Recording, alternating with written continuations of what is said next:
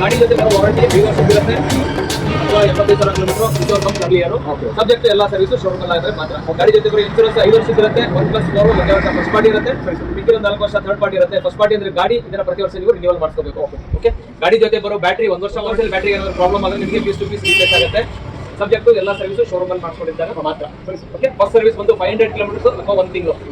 ಕಂಪನಿಯಿಂದ ನಿಮಗೆ 3 free service ಬರುತ್ತೆ. ಅಡಿಷನಲ್ ಆಗಿ ನಾನು ನಮ್ಮ ಕಡೆಯಿಂದ ನಿಮಗೆ ಅಡಿಷನಲ್ ಆಗಿ 3 ಸರ್ವಿಸ್ ಕೊಡ್ತೇವೆ. ಅಂದ್ರೆ ಟೋಟಲ್ 6 ಫ್ರೀ ಸರ್ವಿಸ್ ನಿಮಗೆ ಬರುತ್ತೆ.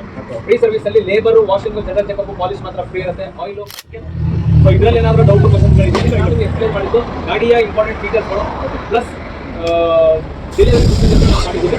ಈಗ ನಿಮಗೆ ಲಕ್ಷ್ಮೀಪುರ ಜೊತೆ ಅನುಭವ ಹೇಗಿತ್ತು ಅನ್ನೋದನ್ನ ಶೇರ್ ಮಾಡ್ತಾರೆ ಸರ್ ನಮ್ಮ ಜೊತೆಗೆ.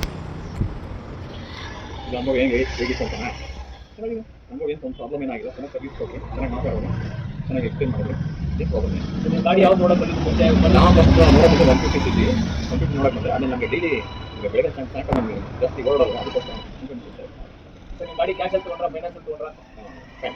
Finance scheme, down payment, EMI ಎಲ್ಲ ನಿಮಗೆ thank you sir. Thank you very much sir. All the best sir. ನಿಮ್ಮ ಫ್ರೆಂಡ್ಸು ಮಾಡಿ.